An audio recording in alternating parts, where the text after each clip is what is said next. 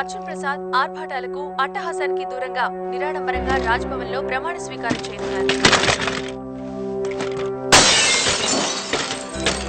ప్రజాధనం వృధా చేయకూడదని ఈ నిర్ణయం తీసుకున్నారు.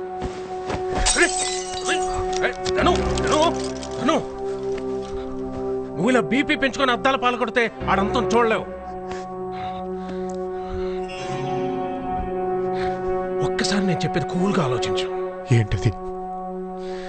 నువ్వు అర్జున్ క్యాబినెట్ లో హోమ్ మినిస్టర్, వాడికి రక్షణ ఇస్తూనే ప్రాణాలు తీసేయచ్చు. పెద్ద ఇంతో చెప్పు, పని జరిగిపోద్ది. పెద్దాయన అర్ధరాత్రి ఈ వానలో ధనుతో ఈ ఇంటికి ఇలా. చిన్నమ్మ, అది మా అమ్మ తర్వాత అమ్మ లాంటి దానివి. ఇది నీ చేతుల్లో పని. ఏమీ లేదు పిన్నమ్మ, అర్జున్ ప్రసాద్ క్యాబినెట్లో నేను హోమ్ మినిస్టర్గా ఉండాలి. అది ఆల్రెడీ పెద్దాయన మీరు వెంకట నాయుడు గారికి ఆల్రెడీ పెద్ద మాట ఇచ్చేశారు. ఆయనకి గనుల శాఖ ఇస్తున్నారు. హోమ్ మినిస్టర్ మాత్రం దయచేసి నాకు ఇప్పించి చిన్నమ్మా. పెద్దాయన మీరైనా చెప్పండి.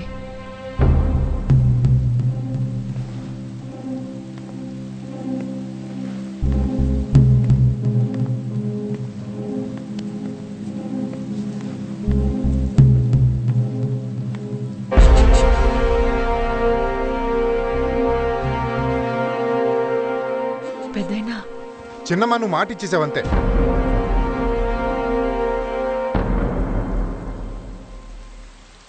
భర్తని పోగొట్టుకున్నాను, నోరు మెదపలేదు, కొడుకు ప్రాణాలు పణంగా పెట్టలేను. ధను హోమ్ మినిస్టర్ అయితే వాడి చేతికి కత్తిచ్చినట్టే. మాకు అన్యాయం చేయొద్దు. వేరే ఏదైనా పోర్ట్ఫోలియో అడగమను. మీకు దండం పెడతాను పెద్దాయనా. అమ్మా, నీకు ఇది అక్కర్లేదు. పెద్దనాన్న ధనంజయ్ హోమ్ ఓకే. ధనం,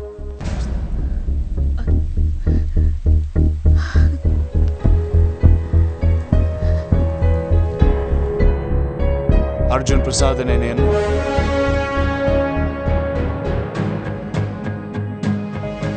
ఆంధ్రప్రదేశ్ రాష్ట్ర ముఖ్యమంత్రిగా నా కర్తవ్యాన్ని శ్రద్ధతో, అంతఃకరణ శుద్ధితో నిర్వహిస్తానని ఆత్మసాక్షిగా ప్రమాణం చేస్తాను.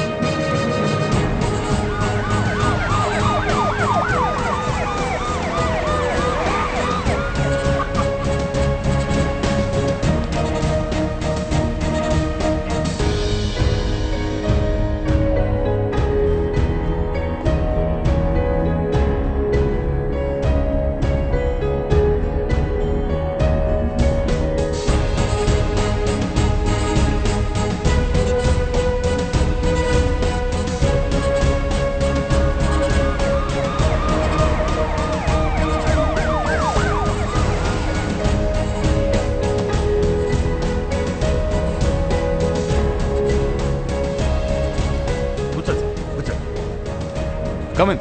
Umesh Gupta sir, chief security officer. Hello. Hello sir.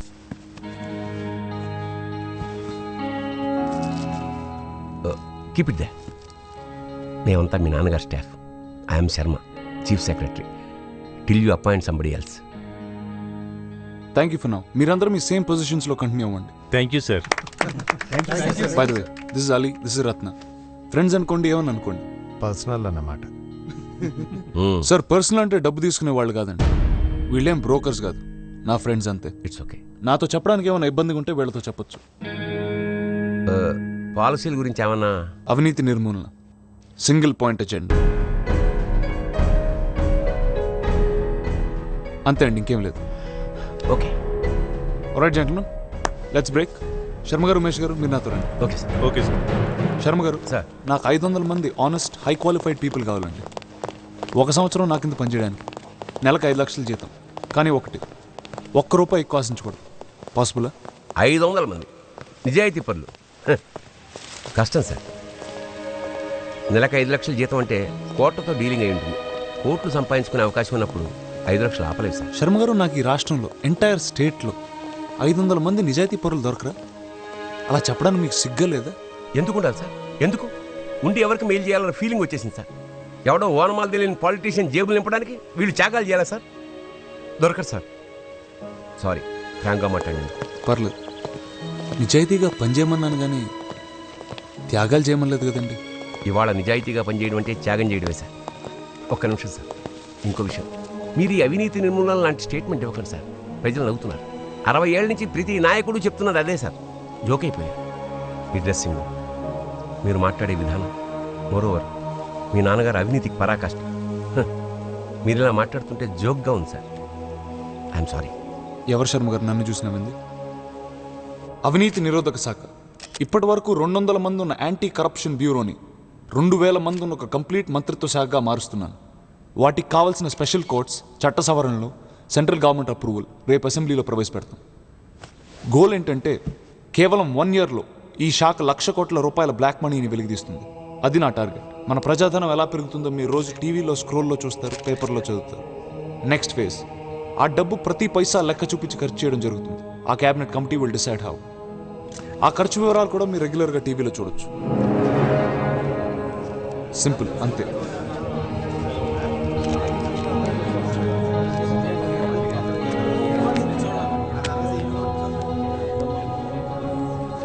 వీడి కడుపు నుండి వేరే వాళ్ళ కడుపు కొడతాడని మాత్రం అనుకోవద్దు. మన ప్రజాధనానికి మొట్టమొదటి కాంట్రిబ్యూషన్ మా నాన్నగారు అక్రమంగా సంపాదించిన 20,000 కోట్లు. ఈ డబ్బు నేను ఇమీడియట్గా పీపుల్స్ ఫండ్లో ట్రాన్స్ఫర్ చేస్తాను.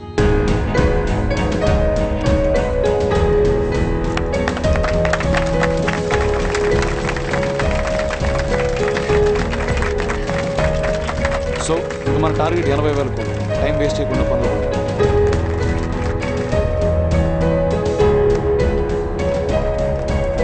అవినీతిని అరికట్టి నల్లధనాన్ని వెలికితీసేందుకు రాష్ట్ర ప్రభుత్వం నడుంబిగించింది.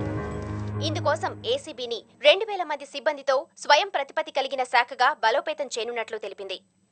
ఈ కేసులో జాప్యం లేకుండా త్వరితగతిన పరిష్కరించేందుకు స్పెషల్ కోర్టులను ఏర్పాటు చేయనున్నారు. సీఎం గారు, రేపటికల్లా 500 మంది హానెస్ట్ పీపుల్ రిక్రూట్ చేస్తాను. దొరకరన్నారు సార్, మీలాంటి వాళ్ళు కూడా దొరకరనుకున్నాం, కానీ దొరికారు కదా.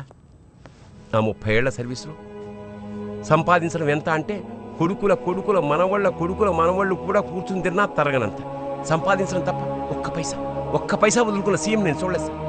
మీరు చేస్తున్న పని చరిత్రలో మిగిలిపోతుంది. సార్, మీ సెక్యూరిటీ చాలా ఇంపార్టెంట్ సార్. ఇంటెలిజెన్స్ రిపోర్ట్స్ వచ్చాయి. You need to have a Z category protection sir. So నా చుట్టూ black commandos. Okay, one more thing sir, మీ క్లోజ్ క్వార్టర్స్ నుంచే మీకు థ్రెట్ ఉంది సార్. ప్రూఫ్స్ కూడా ఉన్నాయి. We can move people to interrogate. అంటే పొలిటికల్ ఇష్యూస్ ఉంటాయని చెప్తున్నాను సార్. ఎవరు? ధనంజయ్ గారి నుంచి sir. We track some phone calls. నన్ను దన్ను నేను చేయొద్దు. తను ఏమైనా చేస్తే గవర్నమెంట్ పడిపోద్ది. సార్, ఇది చాలా సీరియస్ థ్రెట్ సార్. దీన్ని మీరు అంత ఈజీగా తీసుకోకూడదు. ముందు నన్ను ప్రొటెక్ట్ చేయండి, ఆడి సంగతి తర్వాత. ఫస్ట్ ఆ 1,00,000 కోట్లు కలెక్ట్ చేసే వరకు, దాని తర్వాత 1,00,000 కోట్లు ఖర్చు పెట్టే వరకు. Then I'm ready to die. Sir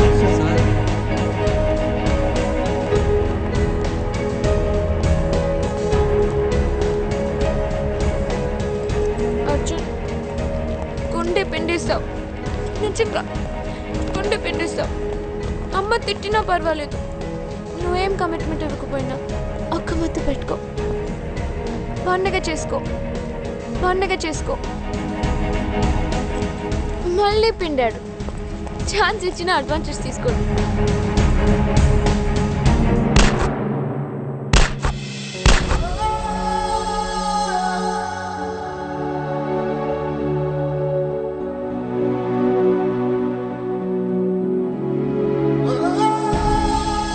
తెలియని వ్యక్తులు హత్యాయత్నం చేశారు. రాష్ట్రం ఈ దుర్ఘటనతో దిగ్భ్రాంతి చెందింది.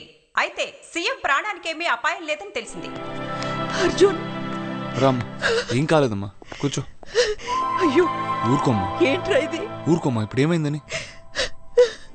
హాయిగా అమెరికాలో ఉండాల్సిన వాడివి నా మూలనే కదా. ఇప్పుడు ఏమైందనమ్మా? వీళ్ళందరూ ఉన్నారుగా నన్ను కాపాడడానికి. బుల్లెట్ ప్రూఫ్ జాకెట్ కూడా ఇచ్చారు.